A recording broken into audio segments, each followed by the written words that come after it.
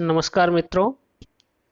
आज मैं आपके लिए बीए पार्ट 1 ज्योग्राफी ऑनर्स का पेपर 2 ज्योग्राफी ऑफ एशिया का यूनिट 5 श्रीलंका का संतुलित भौगोलिक विवरण लेकर के आया हूँ। इससे पूर्व मैं इस टॉपिक पर 2 लेक्चर दे चुका हूँ, जिसमें कि पहला भाग, दूसरा भाग और दिया हूँ, और यह तीसरा भाग है जो कि अंतिम भाग है। जो पहले भाग में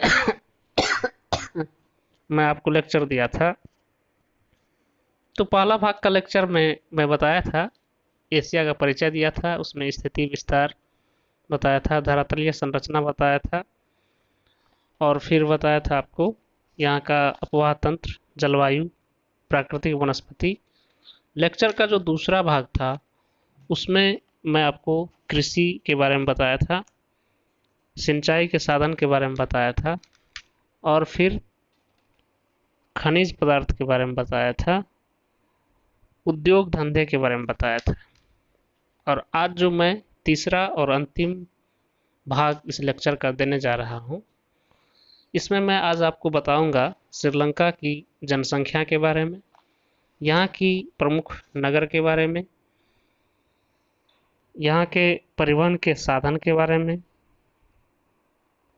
फिर चर्चा करूंगा यहाँ के प्राकृतिक प्रदेश के बारे में,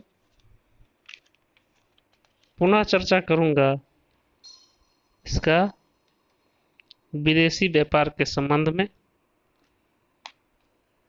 और इस तरह से यह लेक्चर मेरा कंप्लीट हो जाएगा। तो ध्यान से सुनिएगा, और इस लेक्चर के समाप्त होने के बाद यह पूरा जो है एक नोट्स आपका तैयार हो जाएगा। और इस लेक्चर को तैयार करने के बाद, सुनने के बाद आप नोट्स पूरा कंप्लीट बना लेंगे और अपना तैयारी करेंगे। तो आइए अब हम चर्चा करें। आज का जो लेक्चर है उस पर फोकस करूं, आज के टॉपिक पर मैं फोकस करता हूं। तो श्रीलंका की जनसंख्या के बारे में चर्चा करते हुए बता दूं आपको कि संयुक्त राष्ट्र जनसंख्या प्रक्षेप 2015 के अनुसार श्रीलंका की जनसंख्या 2,17,00,000 तथा जनघनत्व 309 व्यक्ति प्रति वर्ग किलोमीटर था। कोलंबो के निकटवर्ती भागों में सर्वाधिक जनघनत्व यानी 1,000 व्यक्ति प्रति वर्ग किलोमीटर था।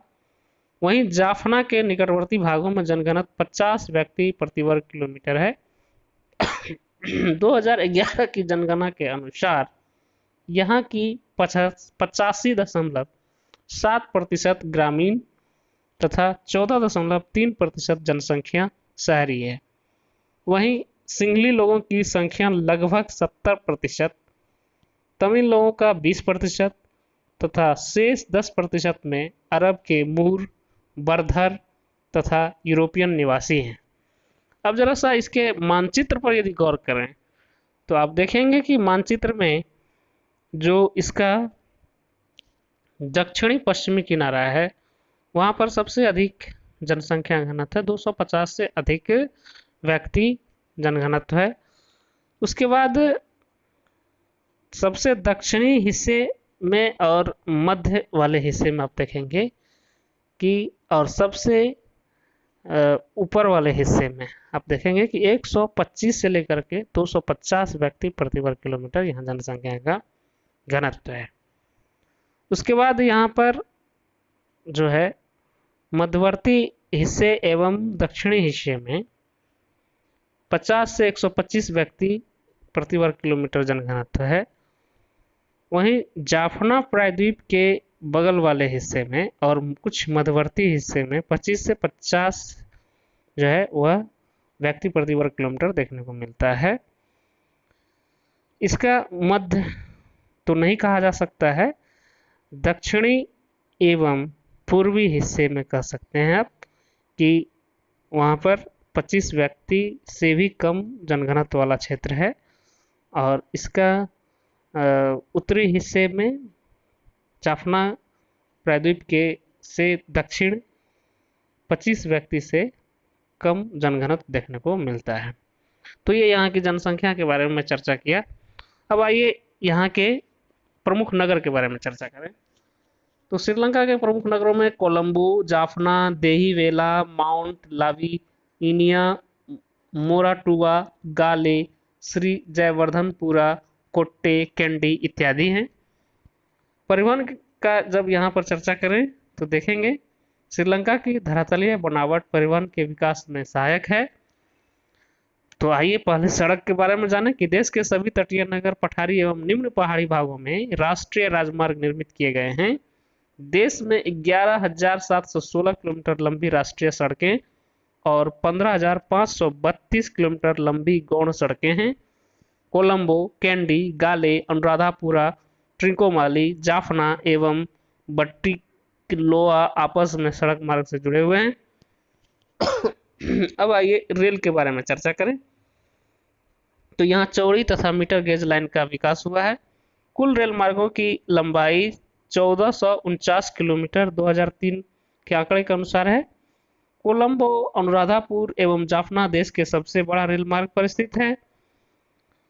अब वायु परिवहन की बात करें, देश का सबसे बड़ा महत्वपूर्ण हवाई अड्डा कोलंबो सभी महाद्वीपों के वायु मार्ग से जुड़ा हुआ है। इसके अतिरिक्त अनुराधापुरा, जाफना, ट्रिंकोमाली आदि नगरों में हवाई पट्टियां हैं। जल परिवहन की बात करें तो यह देश अपना द्वीपीय स्थिति रखता है। इसके कारण जल परिवहन की विशेष सुविधा इसे प्राप्त है। कोलंबो तथा ट्रिंकोमाली प्रसिद्ध बंदरगाह है और गाले, जाफना तथा बट्टिलोआ अन्य बंदरगाह हैं।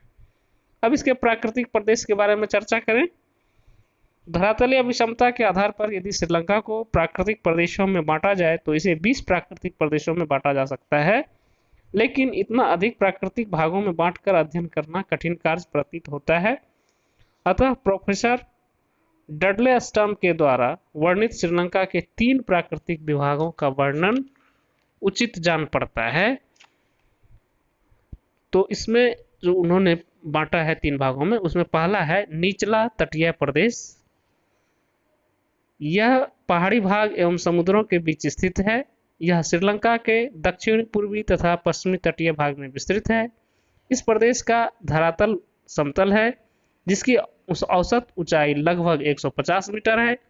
पूर्वी तटीय मैदान की ऊंचाई समुद्र तल से बहुत कम होने के कारण यहाँ अनेक दलदल हैं, जहाँ समुद्र तल से पानी प्रवेश कर जाता है। लैगून दलदलों में वन विस्तृत हैं। दूसरा है मध्य का पहाड़ी प्रदेश। यहाँ अनेक पहाड़ी श्रेणियां हैं जो पारस्परिक नदियों की गहरी घाटियों द्वारा पृथक हैं।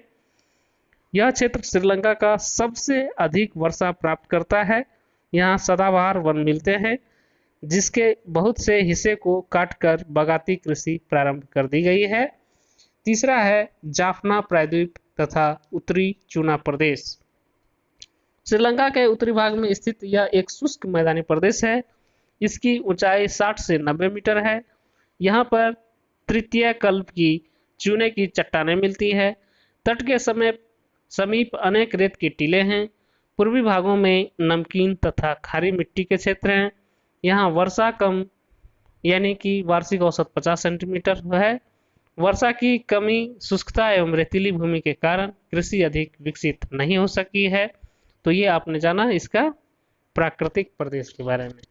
अब आइए इसका विदेशी व्यापार के संबंध में जानें। तो अंतर्राष्ट्रीय महत्वपूर्ण समुद्री मार्गों पर स्थित होने के कारण दक्षिणी एशिया में श्रीलंका को व्यापार संबंधी अनेक सुविधाएं प्राप्त हैं। यहाँ निर्यात की अपेक्षा आयात अधिक होता है। अब आयात ये किन किन चीजों का करता है और किन देशों से करता है, इसकी चर्चा मैं करूंगा।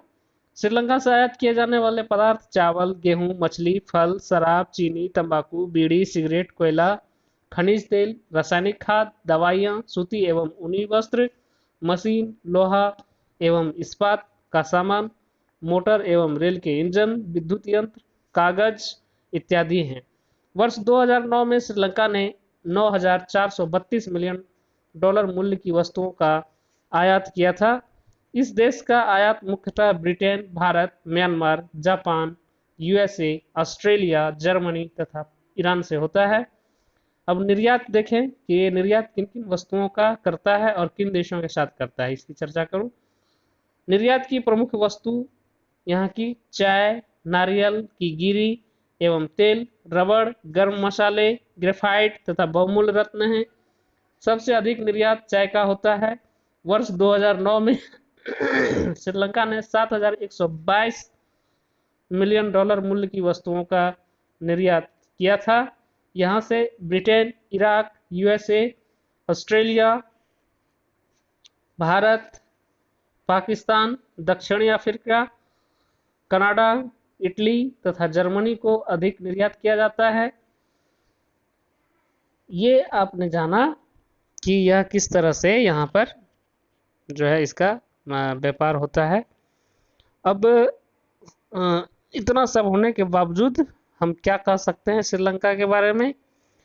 तो श्रीलंका अपने संसाधनों का विवेकपूर्ण दोहन कर और विश्व समुदाय से मैत्रीपूर्ण संबंध के साथ दक्षिणी एशिया एवं हिंद महासागर का एक महत्वपूर्ण देश है और यहाँ पर विकास की संभावनाएं लगातार बनती जा रही है।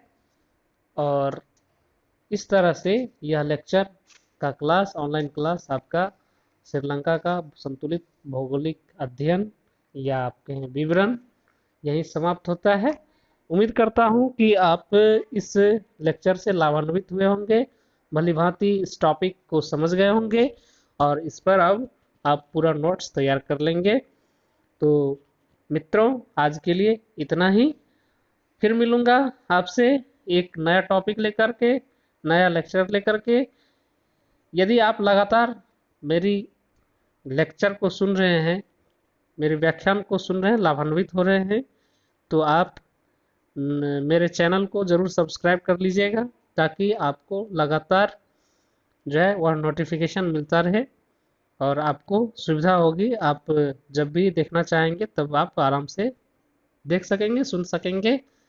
धन्यवाद। मिलता हूँ फिर एक नए टॉपिक के साथ, नई उत्साह के साथ। तब तक के लिए टेक केयर। धन्यवाद।